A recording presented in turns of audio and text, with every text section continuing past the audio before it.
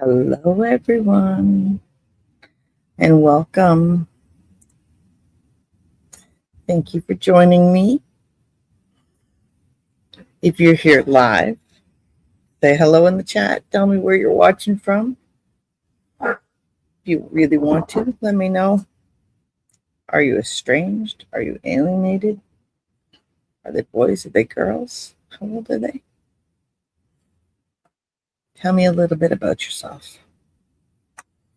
Over the last few sessions, we've talked about estrangement from a lot of different angles. We've kind of walked through the process from the door closing, or actually before that, from being a mom to the falling apart, to the estrangement, to the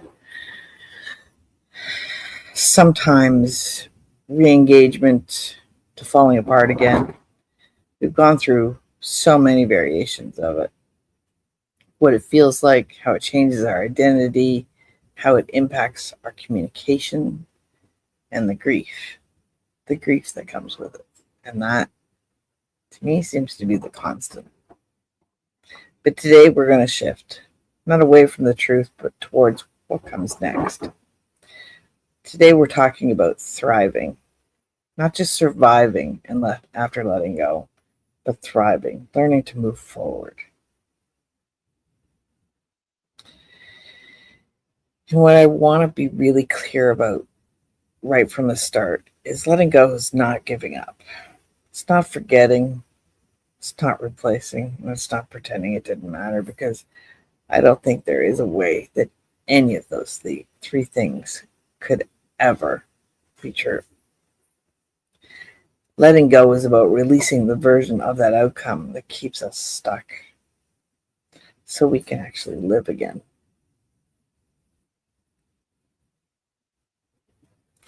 Before we get into it, if anything resonates with you today, like, comment, share. There might be somebody else out there like you who hasn't used their voice to explain their situation. But and it might be just something that they need to see or hear so that they know that it's not just them. They're not alone. Even the fact that you might be in the same boat as them. They just don't know it because neither one of you are speaking about it out loud. There's so many people that are sitting quietly in survival mode, and they don't even know that there's really another way forward. If you're new here, this space is for conversations about estrangement. There's no judgment, no sides, just truth and lived experience. I always welcome any of my viewers to step forward, join me, and have a conversation about their situation if they choose.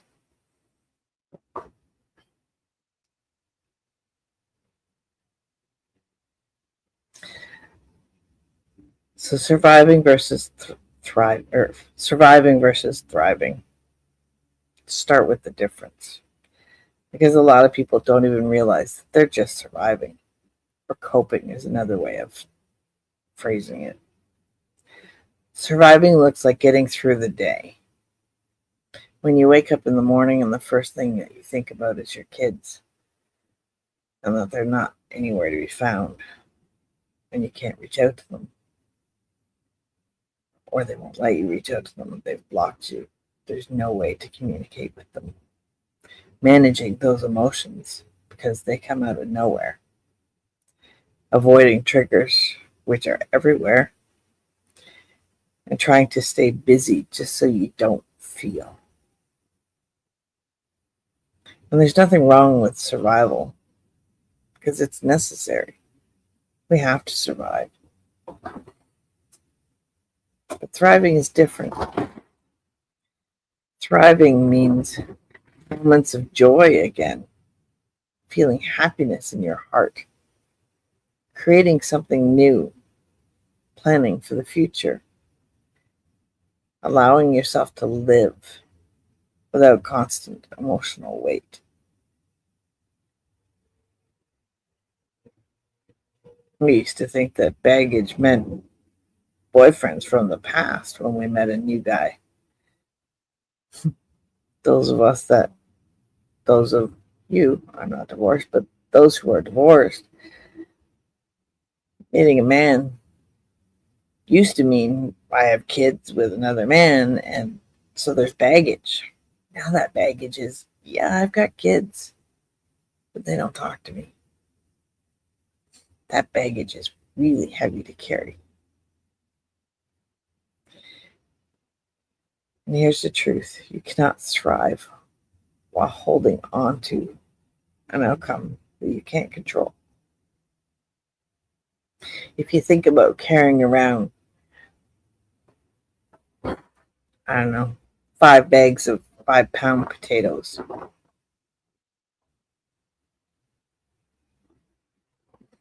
how easy is that? It may be mental and emotional weight, but it's not easy.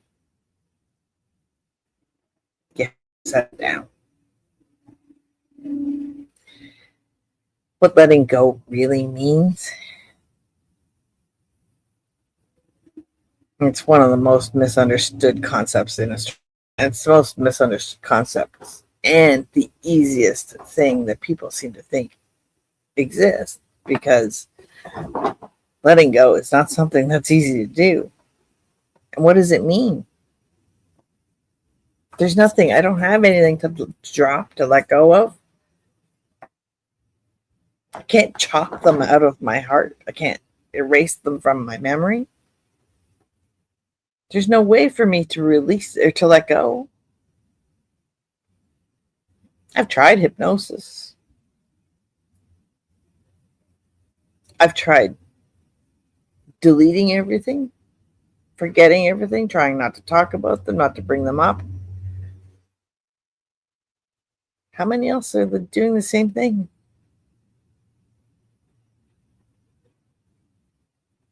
People hear it and think, so I'm just supposed to stop caring? That's impossible. Am I supposed to accept this forever? That's a hard one. Knowing that you may never, ever, ever in your lifetime see, speak, talk to the same things, but your kids again. I can't imagine anything more cruel than that.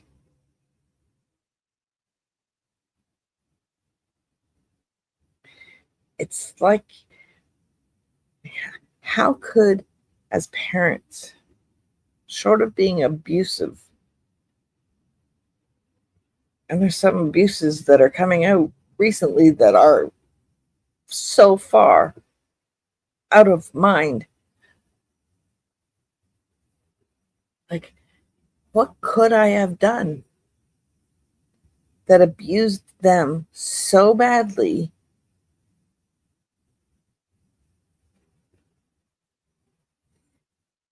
that they wanted this much revenge on me? Does anybody else ever think that?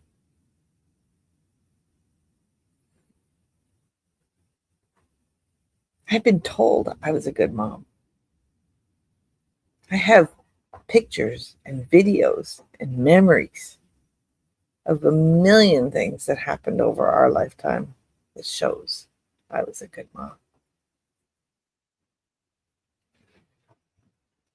So how do I accept this forever? How do you accept this forever?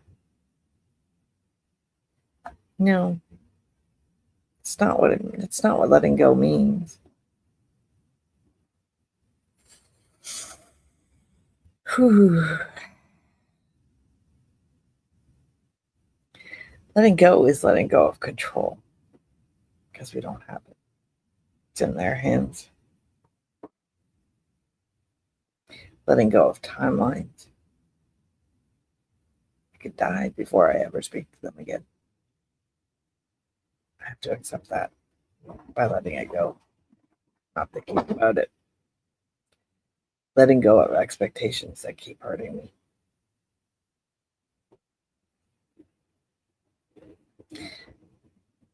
I had an expectation that got me yesterday, and it's still affecting me, and it'll probably be affecting me for quite a while. I knew my son was having another child. Found out because a friend of mine showed me a picture. Actually, started with a congratulations. And I said, congratulations for what? And then I saw the picture. And it was a baby bump. New girlfriend.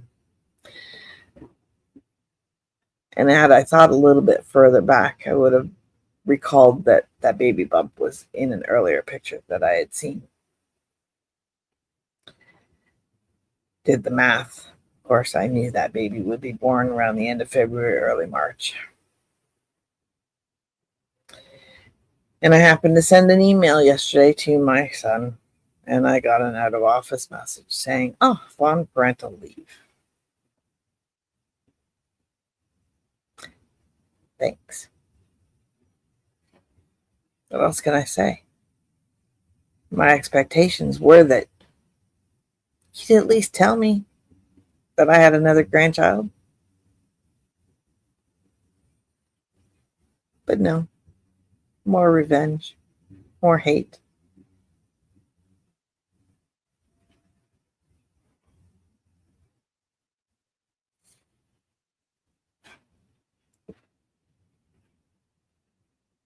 By letting go, it's saying, I will still love you, and I do still love all of them, but I will not stay stuck, waiting.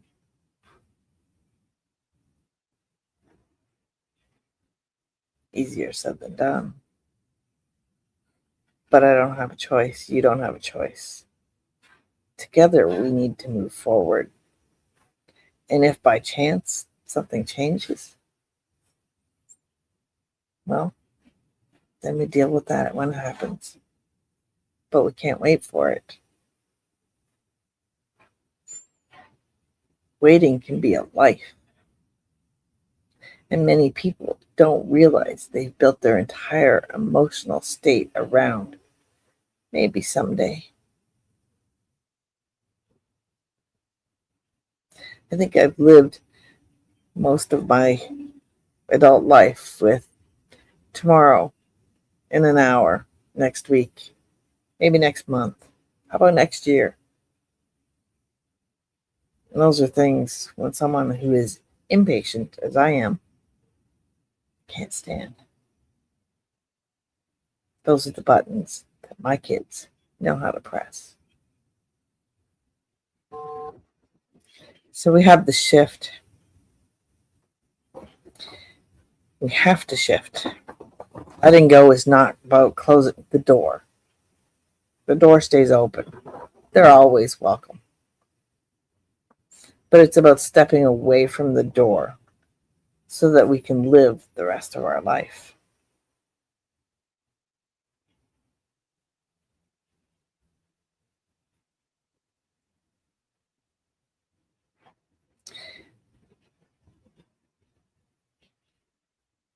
Many people living in estrangement unknowingly put their life on pause.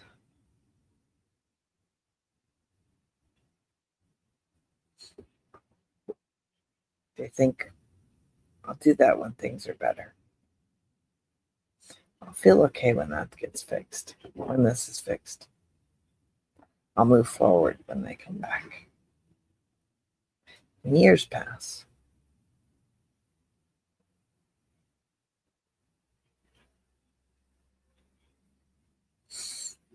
Many years pass. That's survival. It's not thriving.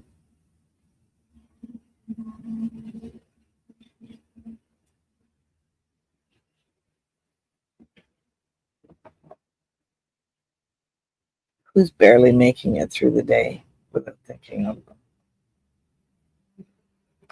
Who's not waking up in the morning thinking of them or thinking about what could I have done differently? How could I have raised children who want to hurt me so badly? That could be so cruel. Are they this cruel with other people? Or is it just me? Just you? Just their dad?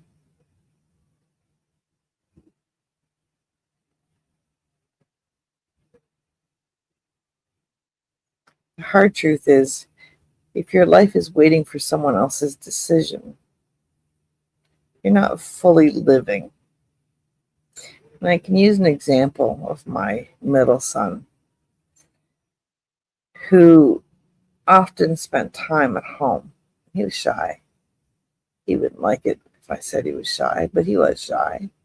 He would not make phone calls or talk to friends to make plans. He'd wait until they called him to make plans. He wasn't the leader, he was the follower. At one point I said to him, well, I'm just going to invite all your friends over. He didn't like that very much. Maybe that was part of the abuse. But I wanted him to have friends. I wanted him to be engaged and have fun and be happy, not sitting waiting for the phone to ring or someone to show up at the door. My goal was for him to be happy. How can I help that? And there's so many different ways that I considered how that could be done. It's meddling. None of my business. He's only 5 or 6 or 7. But clearly that determined my worth.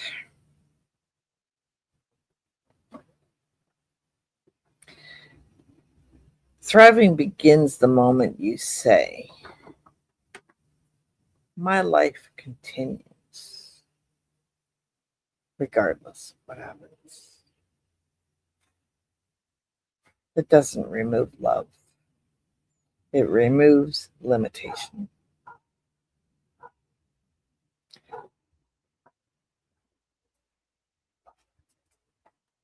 My life did personally move forward because I moved to a Caribbean island. They're not around the corner from me. But I did that partly because I needed to get away to clear my head and regain some strength.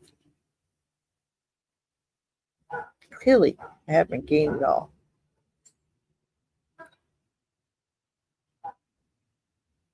But then it got turned around on me to say that I abandoned them. And I didn't. Because they weren't there to abandon. They were already gone when I left.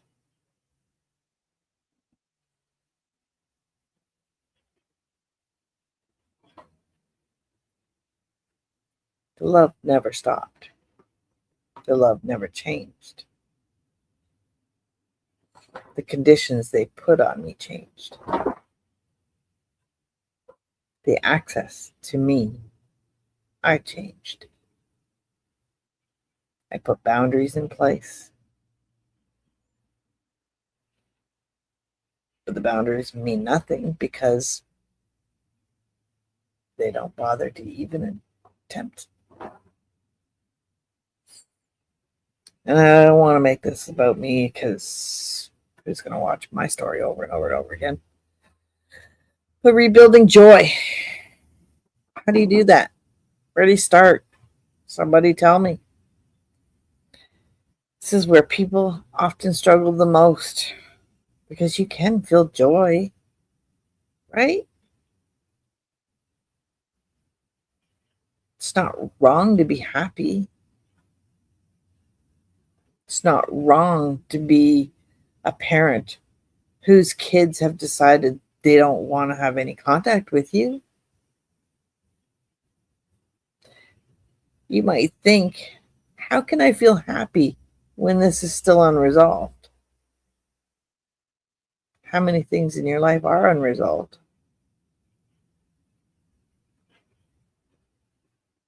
I have a sister that I don't talk to. That's unresolved. I have no intentions of resolving it. My brother passed away, but before he died, we resolved everything. He knew where I stood, I knew where he stood, and we knew that we loved each other beyond words. Same with my mother.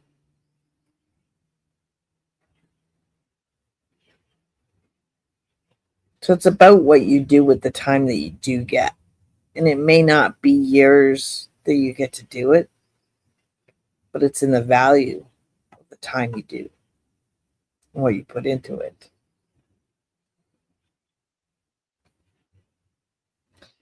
Being happy is not a betrayal. Having joy is not a betrayal. Joy is survival, evolving into life. Laughing until your tummy aches. That's joy. Feeling that heart swell up because you're just so happy. That's joy. Your kids don't need to give you that. Nobody has to give you that. You have to give yourself that. And the couple easy steps to start focusing on you is every morning when you wake up, take a deep breath in and count for 4 seconds and hold it for 4 seconds and then let it out for 4 seconds. And tell yourself, today is going to be a good day. Go outside, walk barefoot in the grass. I know some of you still have snow, but go outside, breathe in the fresh air. Don't stay in the house. Don't stay in your room.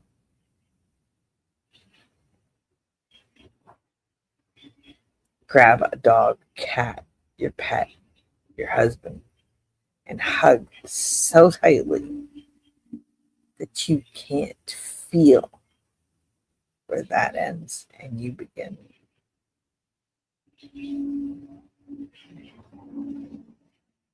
Joy is survival. It's evolving into life. And you have to make it happen. Nobody else can. It's not always big, but it can be. Laughing again, enjoying your morning, creating something. Create something to hang on the wall. Create something to sit on a shelf. Feeling peace, even if it's just for a few minutes. You could be religious, you could be spiritual. There are so many avenues to just escape the mindset of being estranged. Use the tools that you have and find your way to joy. You don't need permission. Nobody's going to say you can't do that. And feeling better does not mean, well, I've stopped loving them, they're gone. You can say it, but it's never going to happen. I've forgotten them. Again, you could say it. It's just not going to happen. For as much of brain size that we have and the percentage that we use, there's pieces in there that we forget are even there. And it certainly doesn't say that you don't care. It means you're allowing yourself to live. and we need to live.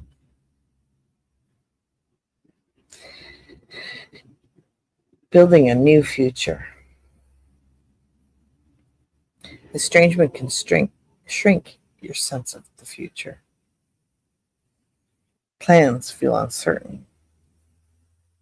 Do you ever feel like you would kind of semi-schedule something just in case something else came along?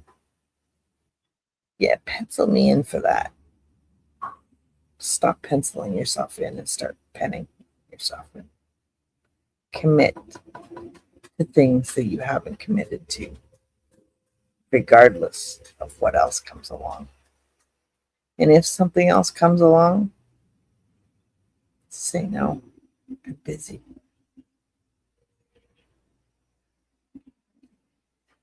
Milestones feel incomplete.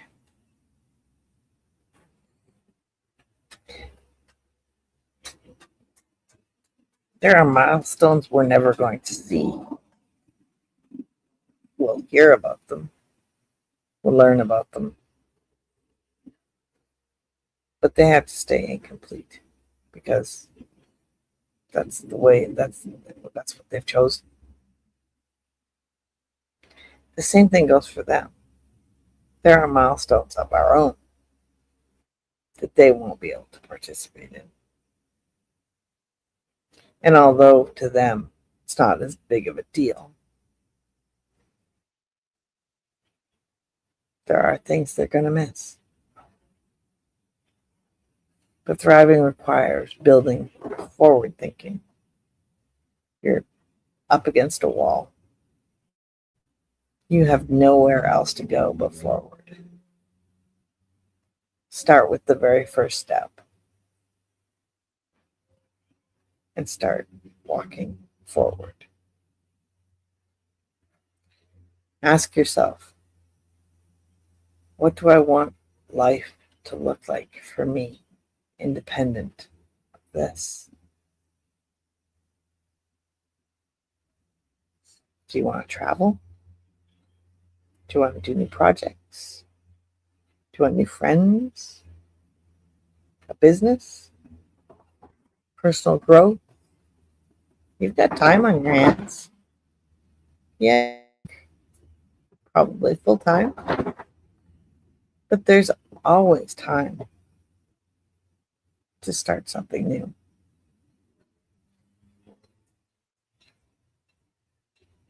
Build the life of your own. It's outside of the life you've always known.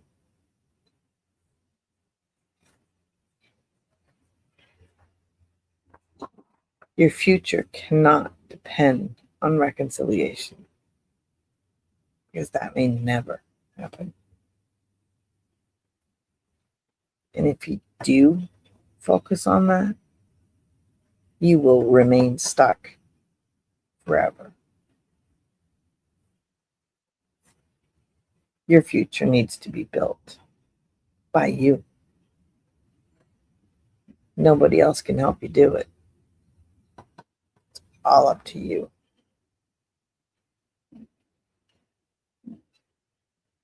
With openness, not dependency.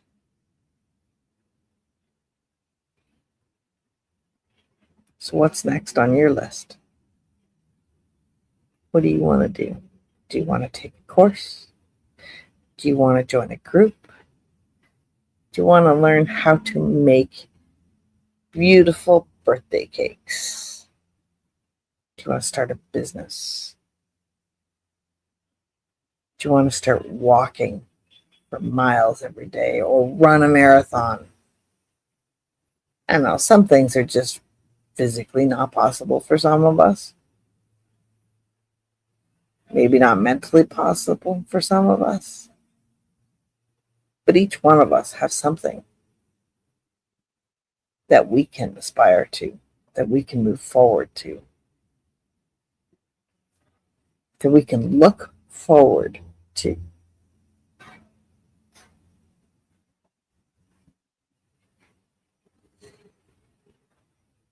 Making new traditions, giving them new meaning. Holidays Birthdays, milestones. Those are so hard. They highlight the absence. But thriving means creating new traditions that don't involve them, giving them new meaning that has nothing to do with them or their part in it in the past. Don't just give up on those things. Don't not have Christmas.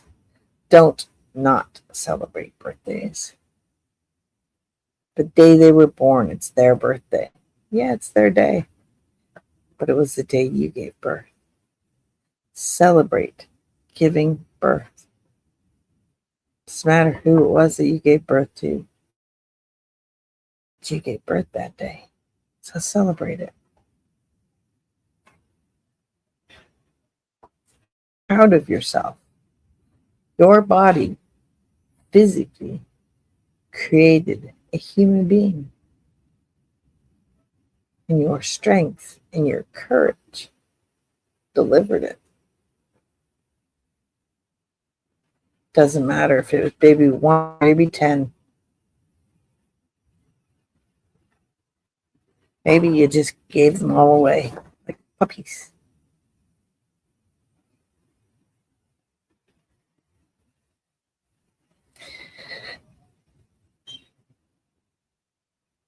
What can new traditions, new meanings mean? Redefine the holidays.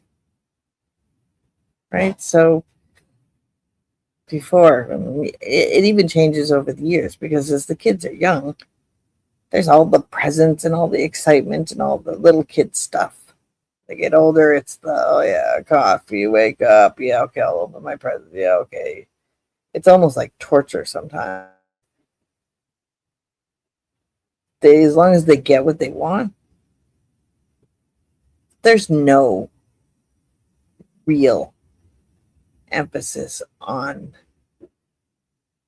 the tradition other than in your mind, not from them. My son would give me a list of everything he wanted. Go buy me these. And he'd give me a list bigger than what he wanted, but he'd give me the links to the stores, tell me the size, tell me the color. Exactly. And I would go and I would get everything that he wanted, give or take. Then for the other two, I'd go and I'd buy what they wanted. They didn't go through the same extreme as him because he had superior taste. He wanted the best of everything. So he set the bar. So if I spent $1,000 for Christmas on him, I now had to spend $1,000 on each of the other two. Where's Christmas in that? So at one point, I said to the boys, I said, you know what? I said, let's not do Christmas anymore. Let's take our money. And I didn't mean my money. I meant our money. But it was my money that ended up being what was used. And let's go on a vacation. Let's go spend a week together. Because when do you do that? It's not Christmas Day. Because while I'm in the kitchen cooking, cleaning, doing everything necessary to prepare for them to eat, they're on the couch watching TV, they're into their stuff, trying on their new clothes, whatever it is. There is no time between them and me or them and us. So by going on a vacation, we played Yahtzee, we went snorkeling, we sat on the beach, we had conversations, but they didn't want that. They wanted the stuff. So the first time that I did this, in Canada, we have a day which is just after Valentine's Day called Family Day. What did I do? I got a tree Fake tree. I decorated it in spring colors. I bought all the gifts that they wanted, and I wrapped them in spring wrapping. And we had Christmas Day on Family Day. So not only did we get the trip, we still had Christmas. That makes me a bad mom. Sure, but it's got to be right up there with the.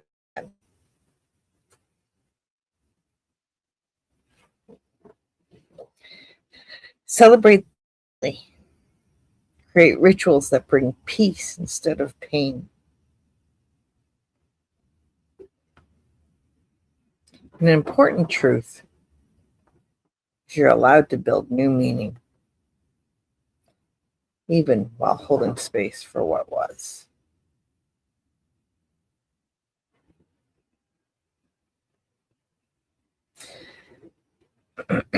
This is where many people begin to truly shift.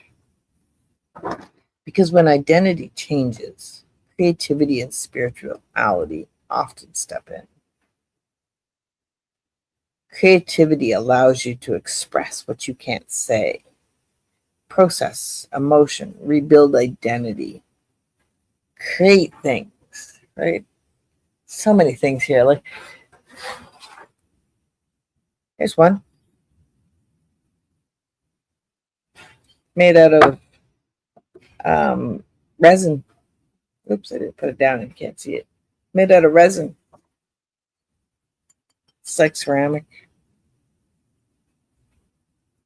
That's me. I'm mom to somebody, maybe. Here's another one. This is a tea light holder. So there's a tray and then 3 holders. And they're marbled. And they're ceramic resin as well. So I started making things. And I have been creative my entire life. I've made the boys clothes. Baking was a big thing for me as well. Crocheting, quilting, painting, drawing. I can name every probably thing out there I've done and have always done. So finding something new is what I need to do for me. But if you haven't found your creative side, it could be creative writing, it could be creative building, thinking, building, taking something and making something new from it, repurposing.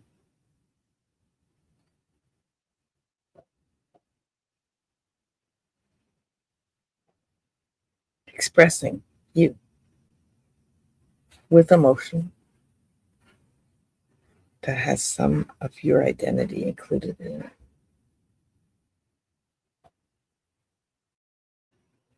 Now, spirituality. This one was new for me. Spirituality helps you. Well, let's say, I'm not going to say it's new for me because I've always been spiritual, never been religious. I think I went to church maybe 5 times in my lifetime. And I think it was more because my mom wanted me to be babysat while she did something else. But spirituality helps you make meaning of pain. So it helps to explain it. Why did you go through it? Look at how people in the spiritual world think about it. We all come down here to earth with a spiritual contract. And in that spiritual contract, we personally have decided what things that we're going to experience. What are we going to do? What are we going to feel? What are we going to learn? So maybe in this particular contract for those of us who are estranged, we needed to feel pain. We needed to feel our children estrange us. Maybe there's a lesson in there somewhere that we needed to learn. Feel connected beyond the situation. To look outside of your little box. What's out there? What aren't we seeing? What's really there?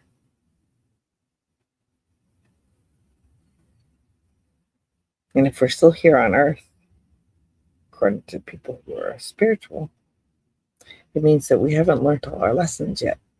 And there's still more for us to learn. Because each of us have a birth angel. And that birth angel won't allow us to leave until we've done what we contracted to do.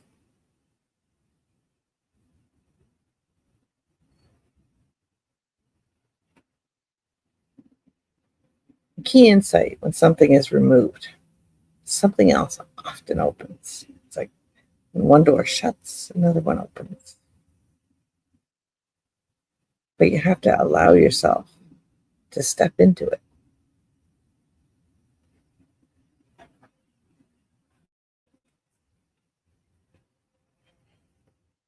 At some point, the question shifts from this happened to what do I do with this?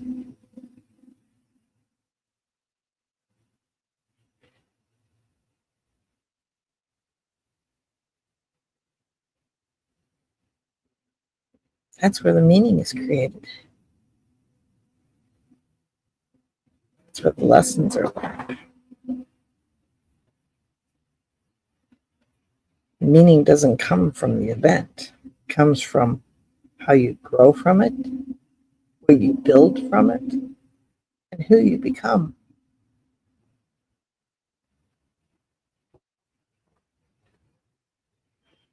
Certain examples could be helping others, telling your story,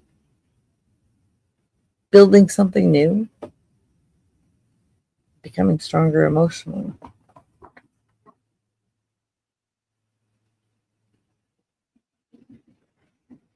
If you feel comfortable enough, in the chat, I want you to fill in the blank. One thing that I'm ready to let go of is. Just put the word. What are you ready to let go of? And then in another chat section, or on the same line, doesn't matter. One thing I want to build is blank. Fill it in. Think about it for a second. Think about it for an hour, 24 hours. Whenever you're ready, come back and fill it in. But think about it. Because in order for you to move forward, you have to let go. In order for you to move forward, you have something to go to. You have to have a plan. Your back is against that wall. And in order to take that first step, you need to know which direction you're going.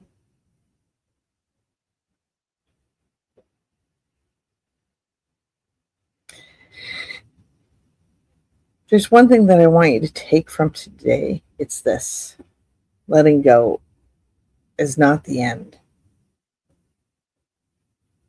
It's the beginning of living again.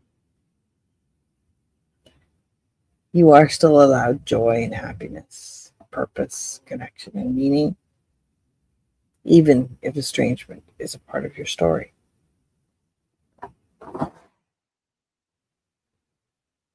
And if this helps you, share it, subscribe, come back tomorrow for the next conversation. You're not alone in this. In fact, you know what? Let me step back. Normally I do a live every single day, but for this weekend, Saturday, I'm going to take a break because of things that have happened, which I've kind of explained, but I need to take a break. So I'll be back on Monday instead of tomorrow. Remember, you're not alone in this. There are Facebook groups of people around the world that are going through this at the same time. I'm in several of them. At any time you want to talk, tell me. Reach out to me. I'll talk. I was on the phone last night for an hour and a half with someone that I didn't know because she wanted somebody to talk to, and I was ready to listen.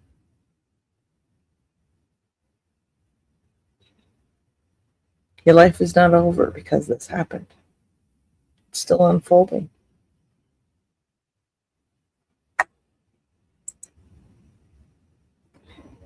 Join us on our Facebook group. What does estrangement look like? Exploring the reality. There's a URL here. I switched it to a tiny URL, but basically, if you do at what's estrangement look feel what does estrangement feel like, you'll find the page. I normally do live stream new topics every day. I have 30 topics lined up, ready to go. So starting Monday, after I take my break for the weekend, we're raring to go again.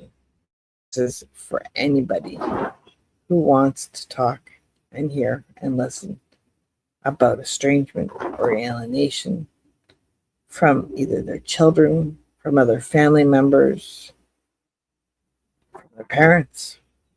Everybody is welcome. And if you're somebody who would like to join me in this conversation, be on this stage beside me, let's get together. Let's talk about it. Let's put you in the film. It's not a film, I know, but I can pretend.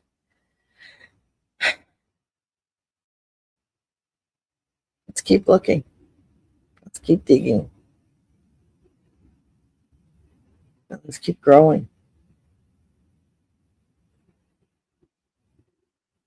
Until Monday, have a wonderful weekend, and I'll see you next time.